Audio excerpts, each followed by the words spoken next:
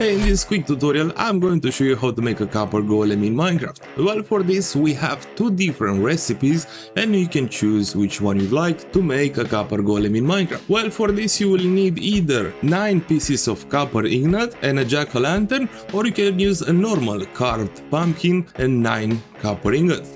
With the help of the copper ingots, we have to craft some copper blocks, and I'm going to place them right here. If you don't know how to make the carved pumpkin or the jack-o'-lantern, with 2 pieces of iron you will have to craft a shear and place a normal pumpkin on the ground. And now with the help of the shears you will have to right click it, okay?